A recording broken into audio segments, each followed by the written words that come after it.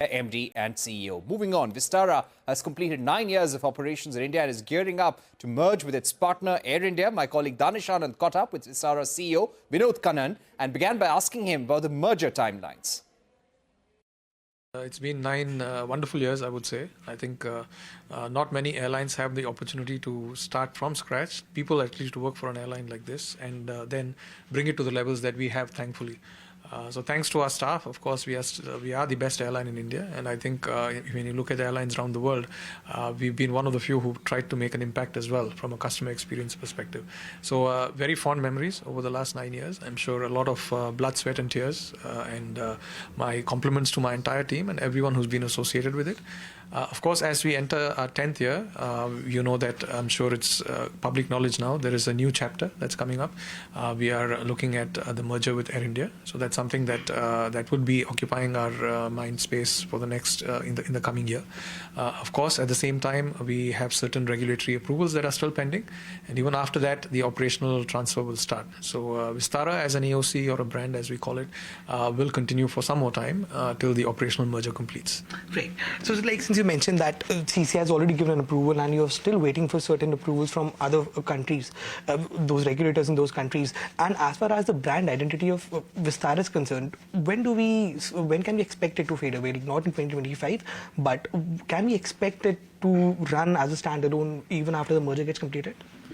No, so the intention is for the intermediate period of time, again subject to various approvals, Vistara will continue to operate as a brand. But of course, after the approvals are all in, we will start working more closely with Air India, because then you can start discussing a lot more about the commercials and the merger aspect.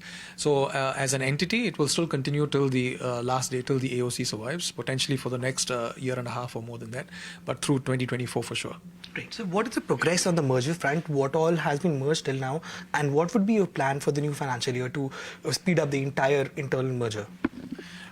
So again, from our approvals perspective, the most important one, which is commercially sensitive, is the antitrust or the competition commission. As you said, we've received the CCI approvals, but there are still some other jurisdictions that are pending. So we are pursuing that. We believe that in the next few months we should receive those as well. In the interim, we started looking at working towards the end state where legally we are allowed to do so. So on certain fronts, such as the operations front, we've started looking at manuals, how we can get manuals together. We started looking at transition of staff, for example. So all those processes have started. But things like network and things like that have to wait till we get the approvals. For the next financial year, we currently sit with 67 aircraft. We will be getting 3 more by the start of the next FY. And now we are looking at deploying those. And again, after the approvals, we will sit down and see how we can do that in a more coordinated manner. With that, it's a wrap on this edition of News Center. More news and updates continue right here.